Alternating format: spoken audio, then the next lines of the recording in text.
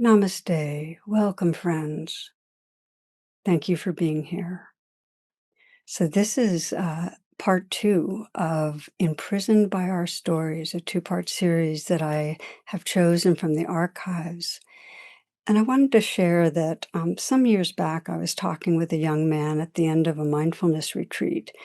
And through the week, he had gotten in touch with intense fear, with buried grief, with anger, also had moments of deep peace as he was sipping a cup of tea, sense of wonder while walking outside. He had touched into this open-heartedness and tenderness to life. When he left, he said he was leaving with a very important understanding. And the way he put it, the joy isn't getting real. The joy isn't getting real. We can't discover that joy if life is perpetually filtered by thoughts, judgments, plans, and stories.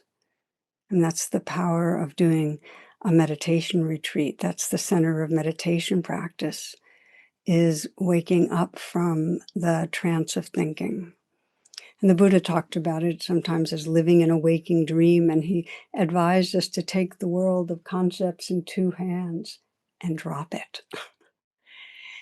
He also said that people with strong opinions just go around bothering one another, which I think is a great quote. And when I looked it up, it's really there. It's the gist in the Buddhist scriptures. It's slightly paraphrased, but when we cling to our stories, we're at odds with others, and we're at odds with truth. So this is from a much more contemporary source. It is true.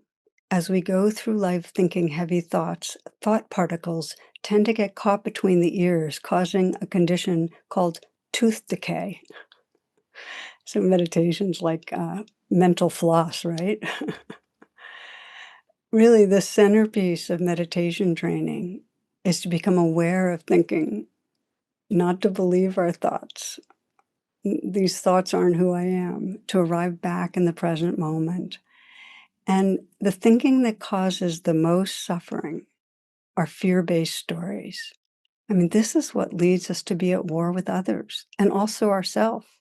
Some of you might remember the phrase from Kabir. He says, "Into the looking glass cavern, the dog goes running. Seeing his own reflection, he dies barking."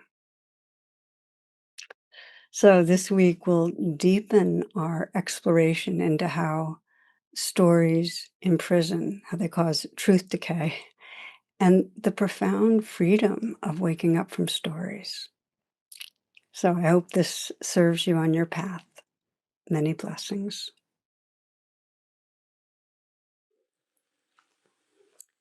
There's a story of a reporter interviewing a bank president, and the interview went like this. The question was, "Sir, what's the secret of your success?" And he says, 2 words. "And sir, what are they?"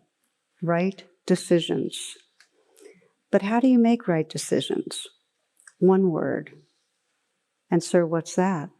"Experience." "And how do you get experience?" 2 words.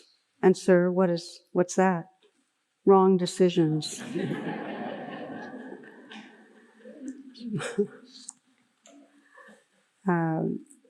That's said briefly, that's the message of it's feedback, not failure, when stuff doesn't go our way.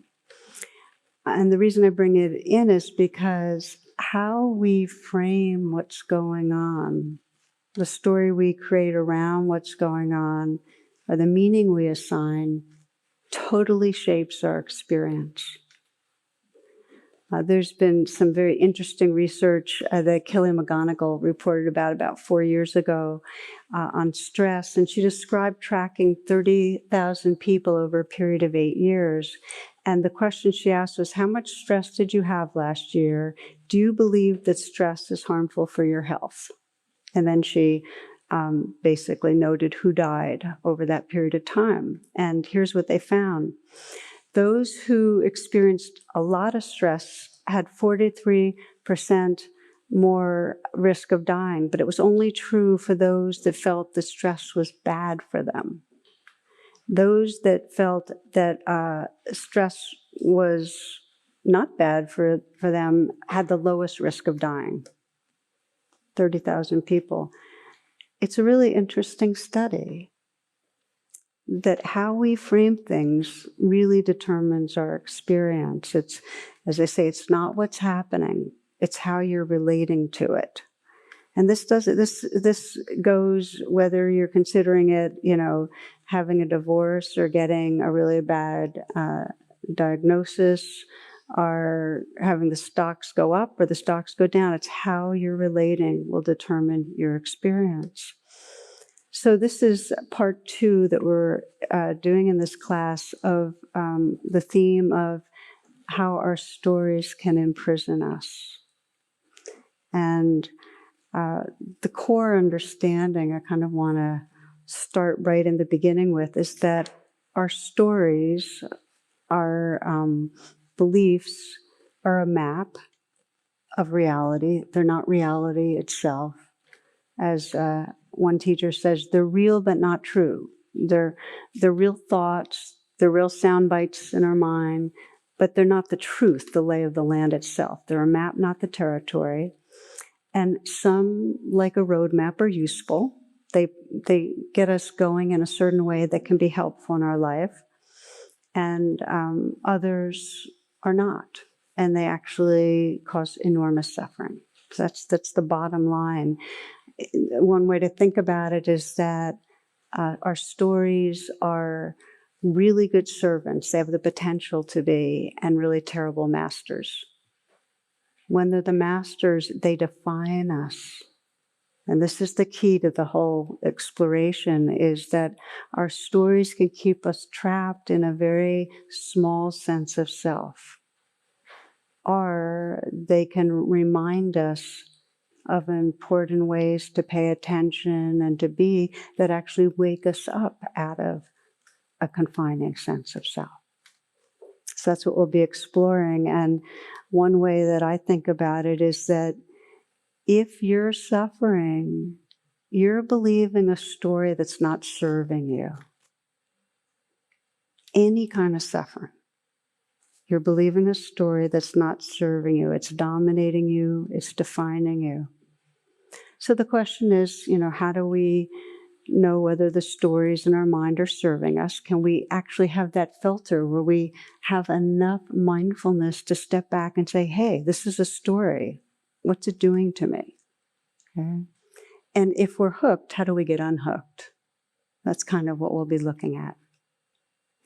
So in the last class, I described how whether we're looking at our collective stories, our individual stories, because we have huge amount of collective stories that inform our individual stories. When we're looking at them, the ones that cause suffering are fear-based. They're driven by fear. They're coming from our more primitive survival brain. And that survival brain's kind of is kind of overdoing it. It's out of control, and it's creating a story that's not serving us. And because the biggest domain that matters to us is relationships. We are relational creatures, and we live and die because of relationships. That's the arena that our stories are most poignant about. Who are we in relationship to other people? And the core of a story that is causing suffering is usually either I'm bad, I'm wrong, or you're bad, you're wrong. That's kind of what it comes down to. I know I'm being very simplistic, but it's the reason I'm being simplistic is that to begin to investigate your stories, you need some flags. So the flag of should be different. I should be different, or you should be different. I'm wrong. I need to change. You're wrong. That's a sign that there's a story that's confining you. So fear-based stories are often really proliferate in societies where there's a lot of fear. And if you look at our contemporary society, well, what does fear come from? It's when we feel separate. We feel like we don't belong. And we're in a society that does not nurture togetherness. It does not nurture a sense of cooperation and collaboration. There's more of an emphasis on competition and being the best and beating out other people, and a lot of hierarchy that we buy into that really makes it hard to trust a true belonging.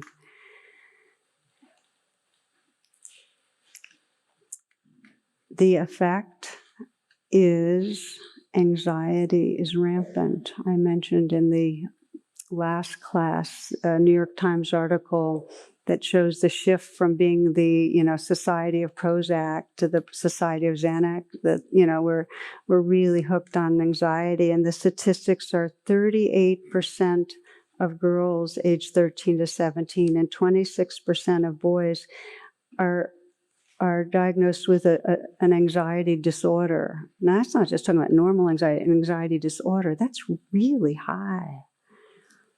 So in our families, our caregivers have their anxieties about themselves, about the children doing well. And so it often interferes with the kind of bonding and attunement that makes for secure belonging. So we all develop what I sometimes describe as these spacesuit selves, these egos that underneath its insecurity, and the spacesuit self is navigating to try to feel better. And it needs to be there to get through a difficult environment where there's not an innate sense of belonging, and to cope with those unmet needs for feeling connected. And the single greatest spacesuit activity that we engage in are the stories that we generate.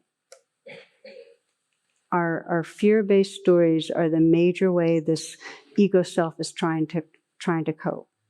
So just to give you a sense of it, in this New York Times article, one woman writes about texting a friend in Oregon about an impending visit, and when there was no response right away, she posted on Twitter to her 16,000 plus followers the following. She said, "I don't hear from my friend for a day. My thought, they don't want to be my friend anymore." And then she's developed this hashtag called "This is what anxiety feels like," and it just caught fire. And people started sending in all their experiences of anxiety and their stories for what was anxiety like for them. One said, "Finding even the littlest changes in people's behavior around you and thinking they hate you."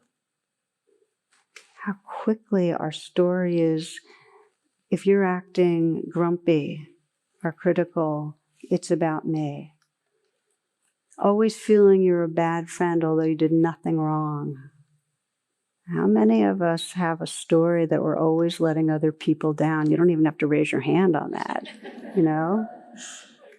So when fear-based stories dominate the map, it basically means, when we're living in them, it means we're identified with the spacesuit. We're identified with our ego.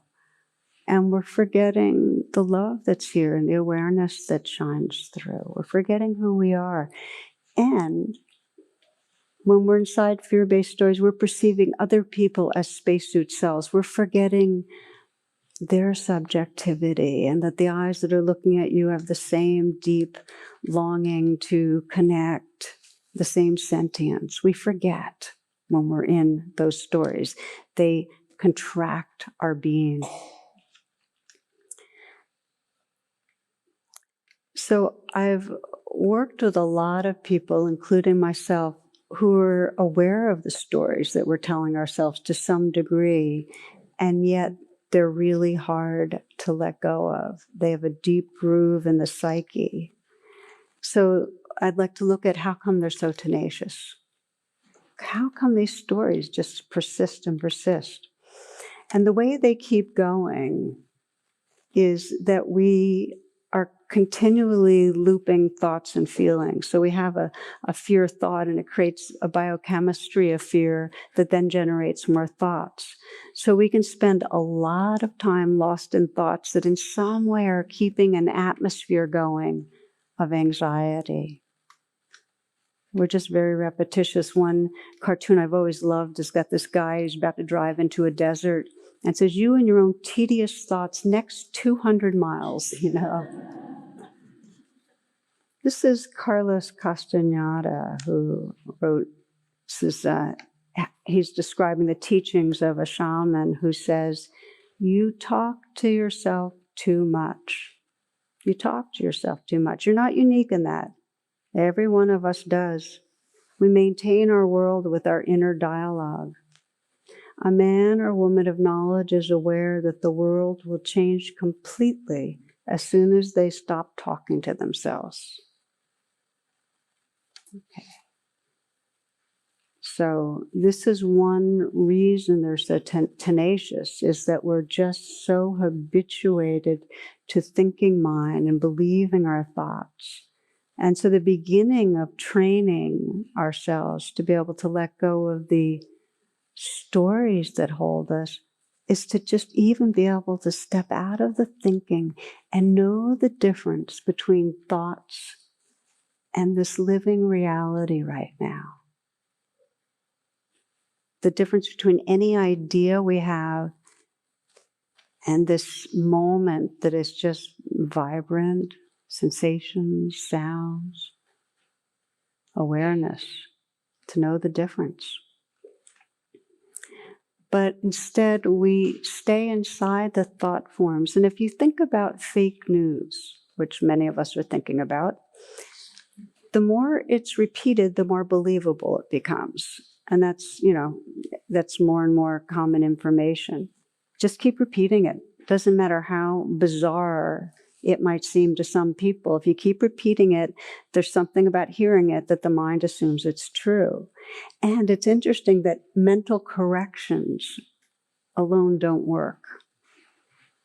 What that means is if somebody puts out fake news and you correct it, it actually amplifies the belief in it. Interesting to me. And it's kind of, as Einstein put it, you can't solve a problem on the same level it's created. You can't respond to an untrue story with another story that's trying to correct it, which is why affirmations generally don't work that well, because the story's in our body by that point. Our body is feeling and believing it in a visceral way. So one reason the stories that limit us are so tenacious, we keep repeating them, deep grooves in the brain. The second is that we avoid opening to the vulnerability underneath them. Consider this. If our story is something like, I believe anyone I meet, if they get to know me, will reject me. And then we're saying, well, stop staying in the idea and come into your body. Well, what do you think's in your body at that moment? Fear, shame. So the last place we want to go is into the body and feel what's there, even though if we learn to do it, we'd actually discover a presence that gave us a lot more wisdom and space and reality. But you have to go through the energy in the body. So we avoid the vulnerability there. Another reason the stories survive so well is that the stories that really keep us hitched, the ones that have a lot of vulnerability around them, we don't share with others. We don't bring into a wider container to let them ventilate and have the benefit of more awareness. We keep them to ourselves, which means we get more identified with them. I've seen especially when I was working a lot as a clinical psychologist, that when a person was able to name something they felt really, really ashamed about, something where they had a story of just how deeply bad they were, that actually was a sign to me they were beginning to not be so identified with the story. Does that make sense to you? Okay, so naming out loud, and we're not inclined to do that for the stories that really have us hooked.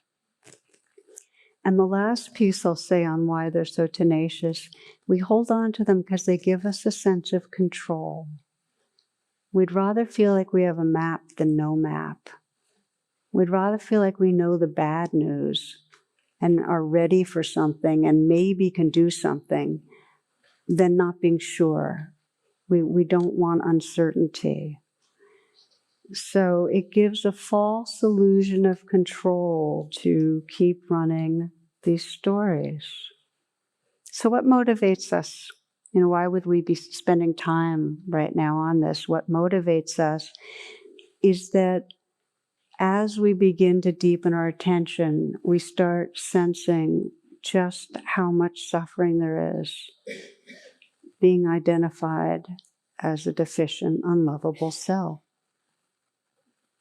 We see the conditioning to perpetuate, but we start getting, as it's said, that we're loyal to our suffering, that we keep rerunning the stories, that we're being really loyal to our suffering, but there's some sense of another possibility.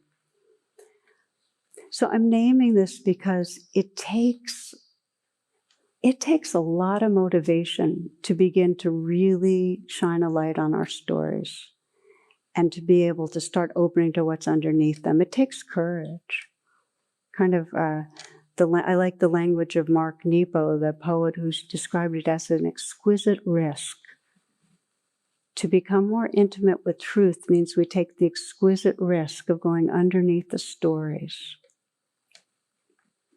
Okay, so the first step, to become aware that we're telling ourselves a fear-based story, that we've framed life as a problem, we've framed ourselves as a problem, and the effect that's happening.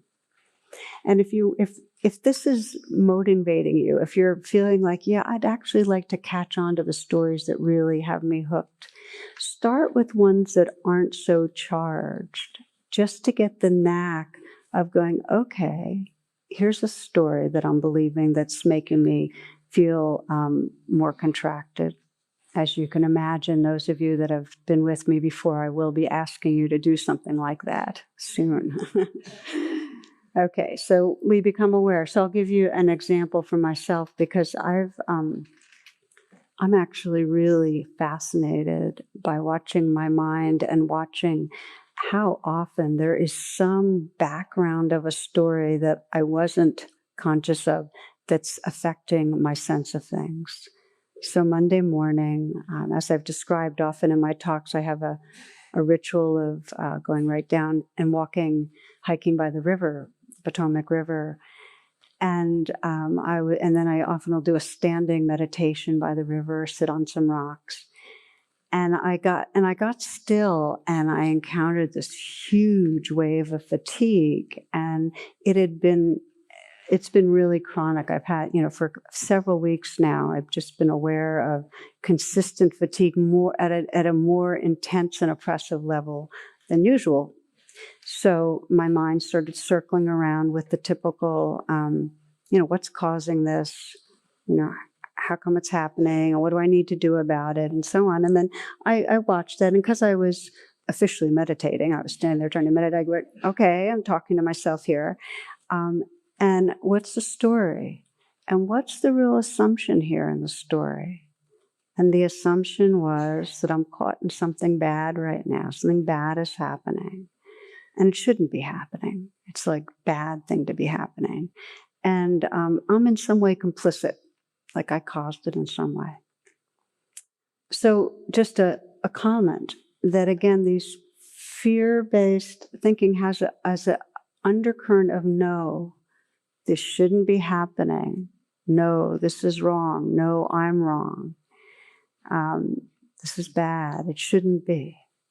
Okay, so there I am, and underneath, so I say, okay, a story, and there's a lot of no's around it. It shouldn't be happening. What's actually going on? Got into my body, and I was feeling that weighty, achy, I feel when I'm really fatigued, kind of like a pain or pressure in my heart. It's just real weighty. My mind's fuzzy. It's unpleasant. So I just say, okay, unpleasant.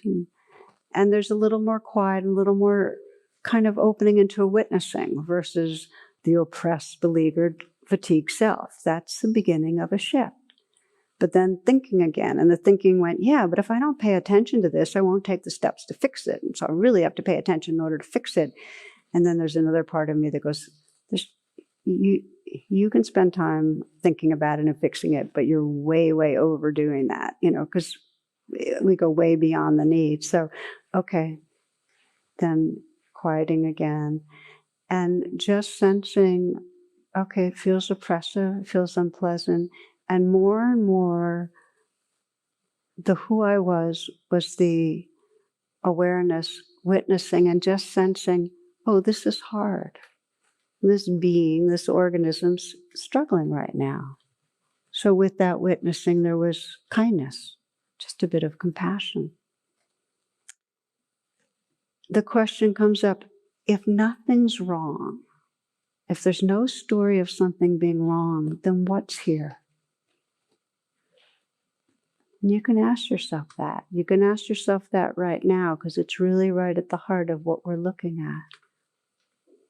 If we step out of any story that something's wrong with how things are, they should be different, then what's here?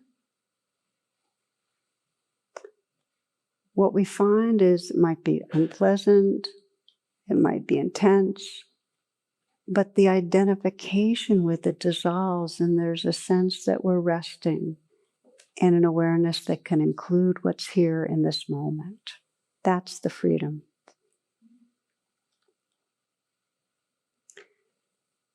The clear revelation for me on Monday morning was that as long as there was any undercurrent of a story that I shouldn't be feeling this, there was no way to have compassion. If you're making something wrong, there's no space for that tenderness to arise.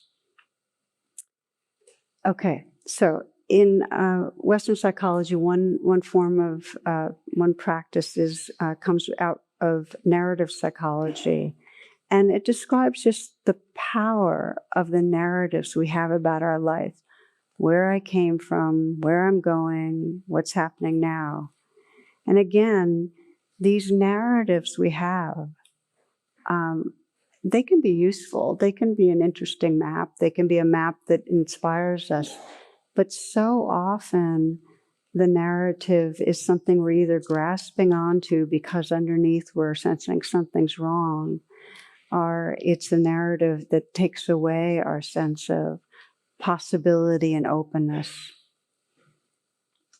My husband, Jonathan, has a resume, and it's on his website and elsewhere. And up until a couple of years ago, it just was there. It says his name, MA, CSA. And then a couple of years ago, somebody finally asked him, okay, well, what's CSA? I get the MA. And with great dignity, he explained it was the Cub Scouts of America. I have to tell you, under his past employment, he had a long list. The final one was Certified Pesticide Applicator for the state of Illinois, expired. So we latch on to our narratives, and again, they can either be to cover up, or they can be in some way so narrow they keep us down. The most toxic stories are the ones that have a real negative narrative about our whole trajectory. It's the conclusions we've made of what's possible. And it's when we've seen our patterns repeat and we lose hope and think, this is it, I'm doomed to always be like this, etc. One woman I worked with some time ago had gone through a lot of changes in a very short time over a couple of years, really brought a lot of this practice of mindfulness and compassion to trauma. So a lot of dramatic changes. But periodically, she'd get this wave of depression. And with that depression would come flooding the old stories that were really negative and a lot of self-destructive thoughts, right? Even some suicidal thoughts, a lot of darkness. And then the story she'd wrap around all of that would be, this shouldn't be happening. If I was really getting better, this wouldn't be happening. This means something's basically broken. I'll never heal, I'll never be happy, and then defeated. Okay? It's kind of a despair. So that was the pattern. It's back. The demons are back, and this is a downward spiral. If I thought I was doing better, I was deluding myself, that kind of thing.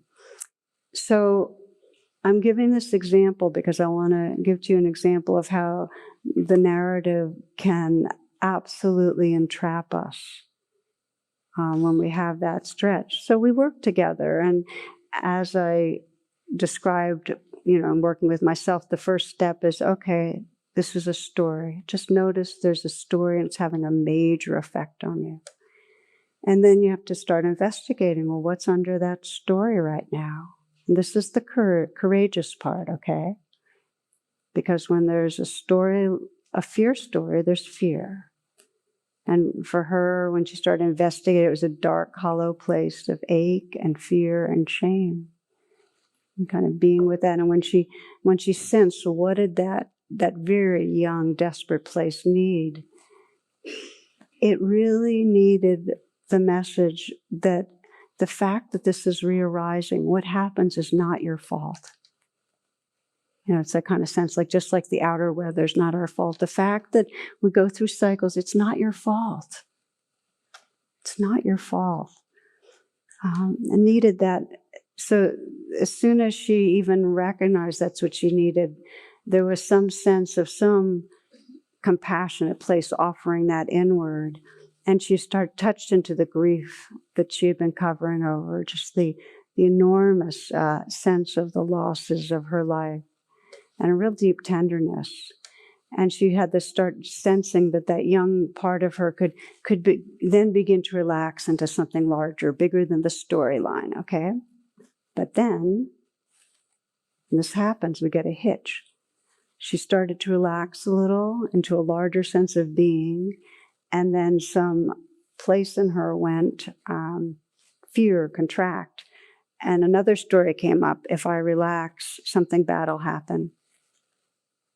If I let myself trust, something bad will happen. Very old place that had been abused. And often with abuse, it comes unexpectedly. Just as you start relaxing, you get, in some way, some violation, and that was the case for her. So, again, she was being loyal to her suffering. Stay vigilant. It's not okay to relax. And to notice that story. The reason I'm bringing this up is it's not a one-shot. It's like our minds will keep unwrapping meaning around things, okay? Okay, so there's that story of if I relax and trust, something terrible will happen. Just notice that it's a story and feel underneath that. And underneath that was a place in her that was really afraid and trying to protect her.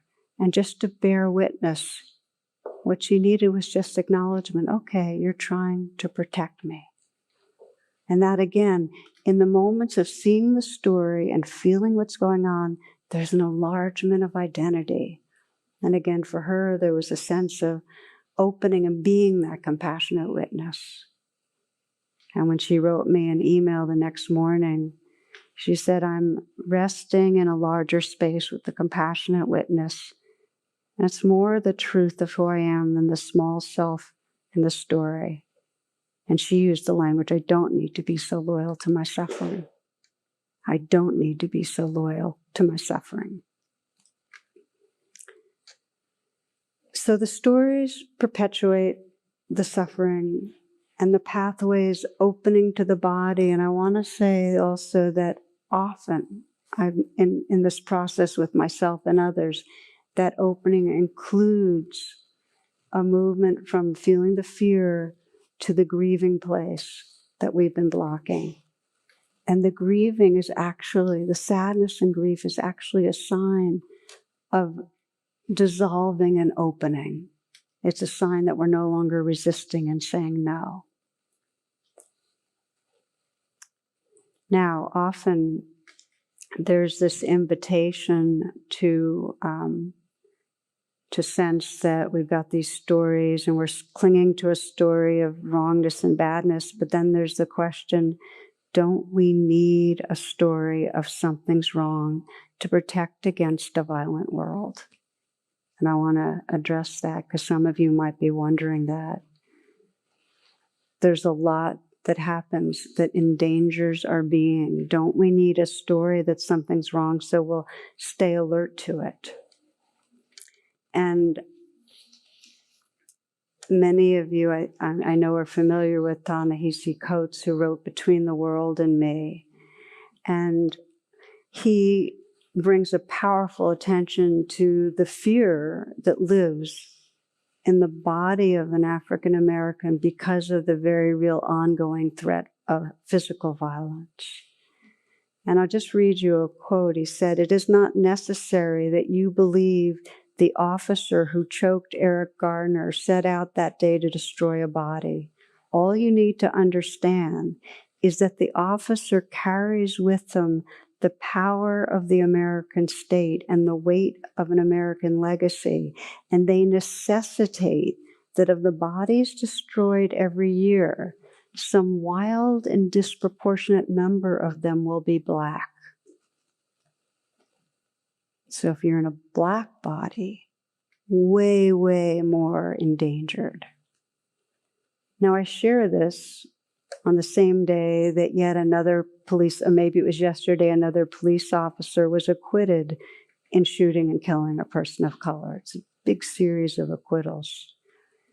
And the reality is we need to have the stories that remind us that we have to take care as individuals and take care collectively to change a system that destroys life, that's oppressive and violent. Yet those are stories that serve. But as Ta-Nehisi Coates says, if the story becomes a master, in other words, if a person of color goes around and the story of I'm endangered takes over, it disconnects from life. It takes over life in a way that's incredibly painful. And I want to share with you his example of that because I found it so compelling. He writes in the book about an experience in Paris he had. And by the way, the whole book is him sharing with his son the way people of color live with fear for bodily self. But this is the first time out of the country for him, and he described how hard it was for him to shake that fear and mistrust. He says a few weeks into the trip, he made a friend who wanted to improve English, and he wanted to improve French.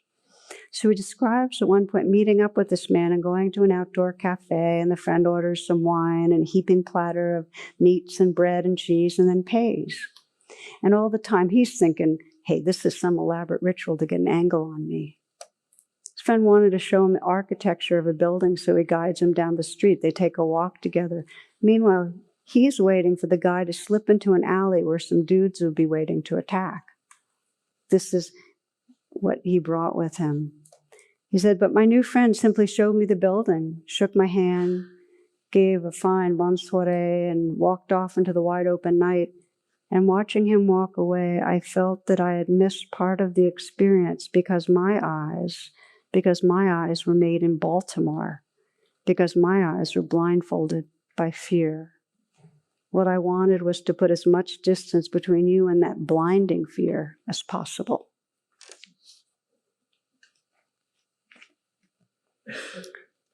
So I share this story on purpose because, yes, stories that let us know of very real danger, absolutely we need to have them.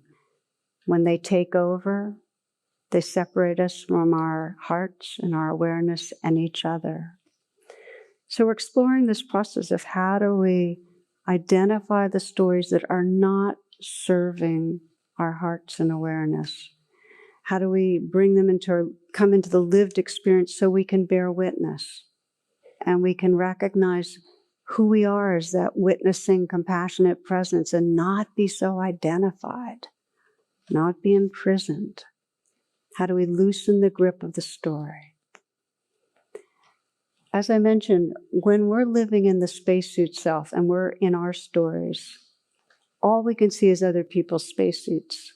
And we're not able to recognize their goodness, We're not able to recognize their vulnerability, and we can't sense what's meaningful to them.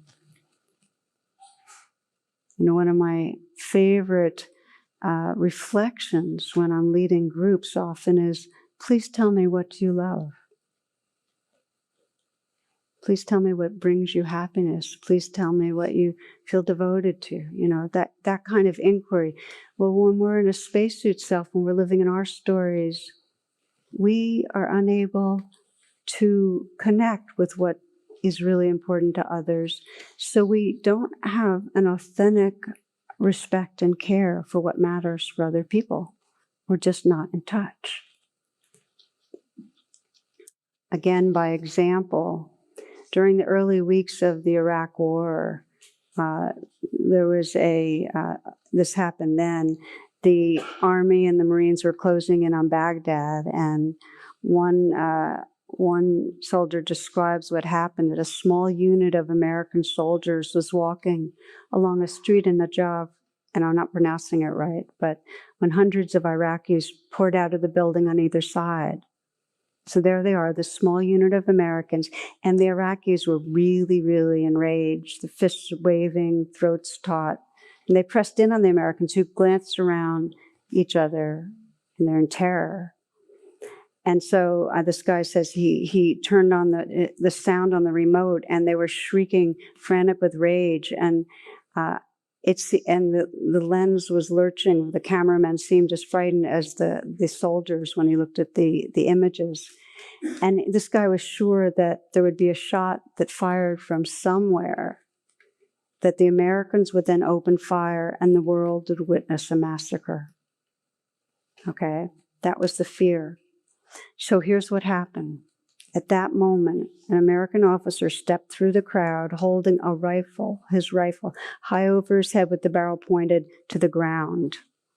Against the backdrop of the seething crowd, it was a striking gesture. It was almost biblical. Then he said, "Take a knee." Okay, that means that go down on your knees. The soldiers looked at him like he was completely crazy. And then one after another, this is with their bulky armor, body armor, and so on and gear, they knelt before this boiling crowd and pointed their guns at the ground. The Iraqis fell silent and their anger subsided.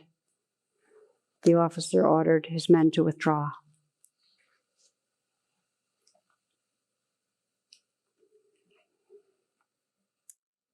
If we're going to have peace on this earth, we need to get to know others and what matters to them and respect it. And that means getting outside of our own fear-based story, which might lead us to say, that person's threatening and the way to go at it is to shoot, which is the mentality often of those top of the hierarchy. When we start to live outside the confines of our story, we're open to new information, and we can grow, and we can experience a deeper reality. Not just with ourselves, we can end up connecting. We can't really connect with others if we're living inside our story of what's wrong. Doesn't matter if we're not officially blaming them. If it's what's wrong with me, we're still afraid to be vulnerable and real, because somebody else will end up rejecting us.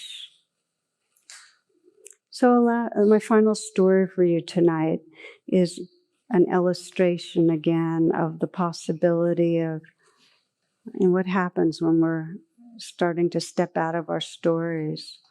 And this is, I found this in Crapulaccio, which is by Scott McClanahan. He says one time a man, I'm paraphrasing part of it, left home. He had argued with his mother and father the day before he left. They spoke horrible words to one another, and he left without saying goodbye. He had been gone many years, even spent time in jail. Years later, when he finally got out of jail, he wondered if his mother and father were even alive, and how they were holding what had been said, and how they were relating to where he had wound up. Were they ashamed? Were they enraged? He wrote to them and told them he'd be coming home on a specific day the following week. He said if they wanted to see him and were not angry, not blaming him anymore, not ashamed, they should put a blanket on the clothesline and he would know to come inside. If the blanket was missing, he would know that he was not welcome. He would know to turn back. And he told them he hoped they were in good health. The man arrived by rail the next week. He was nervous when he stepped off the train. There was no one there to meet him. He walked up the worn path towards the home place and thought about the past. He thought about his time in jail. He thought about how angry or ashamed his parents must have been. He thought about the horrible words they spoke. He was just about to turn around and go back to where he came from when he saw a blanket in a tree. He kept walking. He saw another blanket. He kept walking. He saw another blanket. Then he turned towards home, and the house was covered with blankets. The yard was covered in blankets. The clothesline was covered in blankets. The path to the door was covered in blankets. His parents were standing there, and they were welcoming him inside.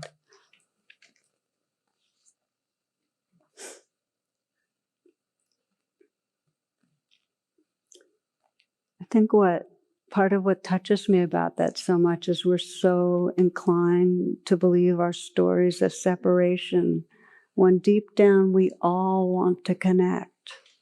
Deep down, we may be too afraid to make the gesture and put out the blanket, but that's what we long for. It takes a dedicated practice to challenge the stories. Mostly we're in such a trance we don't notice they're there. And then when we start to notice, it takes a real willingness to say, oh, look, this in some way is me making myself wrong or somebody else wrong. This is the shouldn't be happening story. It takes dedicated practice to get the knack of really being in our bodies and breathing with what's there till we start sensing the space of that witness, that larger presence. But it's possible because that space does open up. This is Henry Nouwen, who says the real work of prayer is to become silent and listen to the voice that says good things about me. To gently push aside and silence the many voices that question my goodness, and to trust that I will hear the voice of blessing. To gently push aside and silence the many voices that question my goodness, and to trust that I will hear the voice of blessing, that demands real effort. So we make that effort. Really, may we do this as individuals. May we quiet the stories of fear and just hear that the voice of blessing, which is beyond all stories, that just is the realization of our goodness and our belonging. And may we do it collectively, that we open beyond the stories that separate us to that loving awareness that's really our source. So let's practice together for a few minutes. Let's explore this. Just do it in a simple way.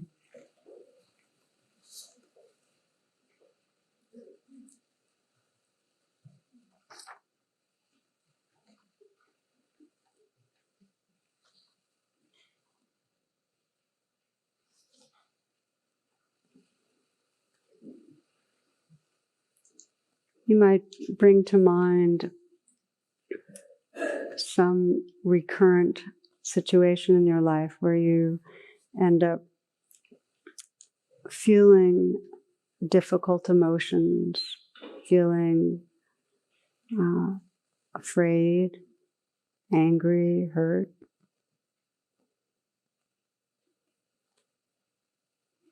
Some situation that triggers you.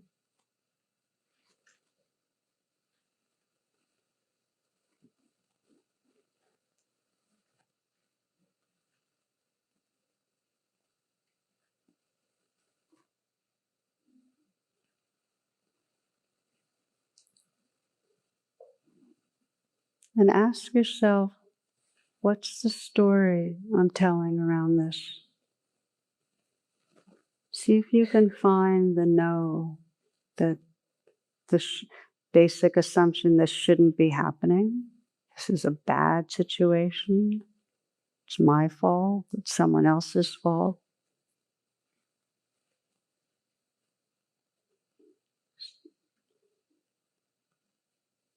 What's the no? This is wrong.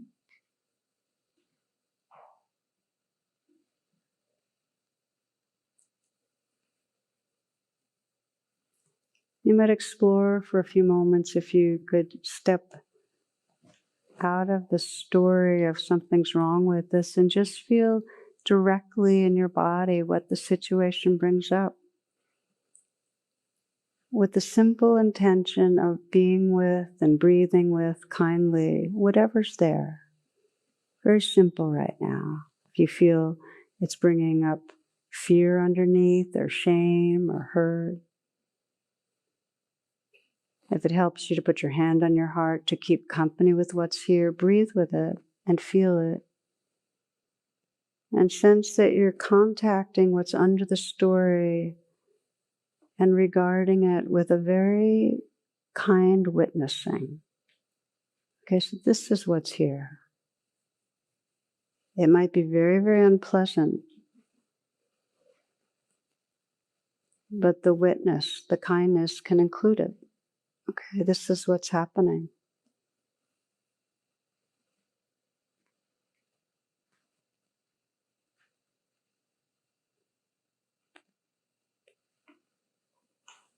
So this is the movement from the story, believing the story, to witnessing and holding the feelings underneath them with kindness.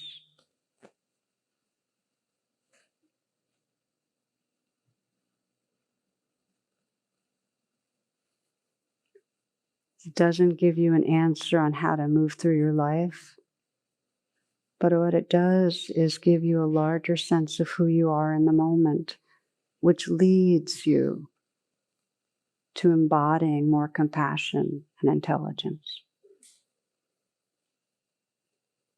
A simple presence with what's here.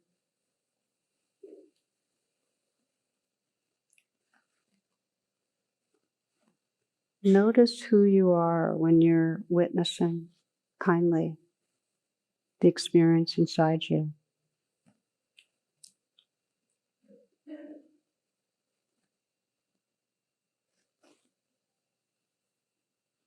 Sense the goodness that's inherent in witnessing kindly.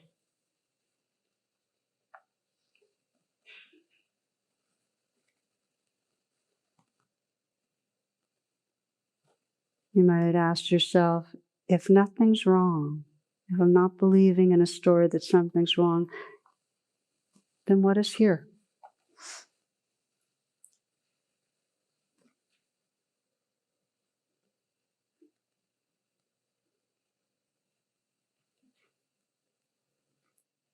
And just let go. And trust yourself to that here-ness.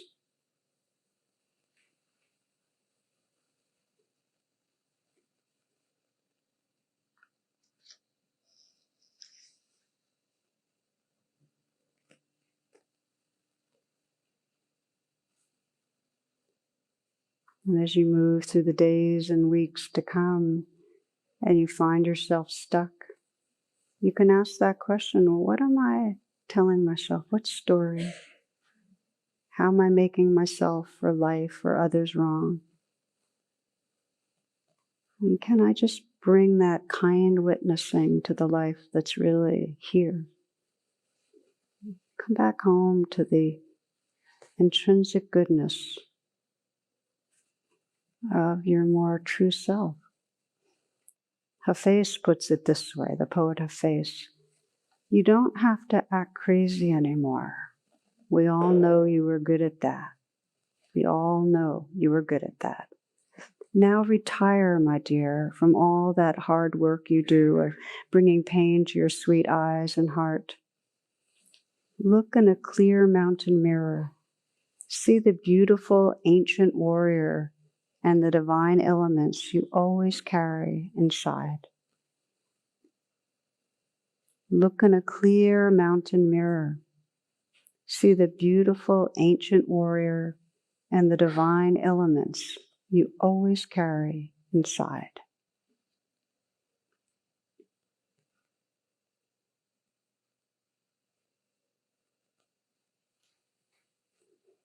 Thank you for your attention, and namaste.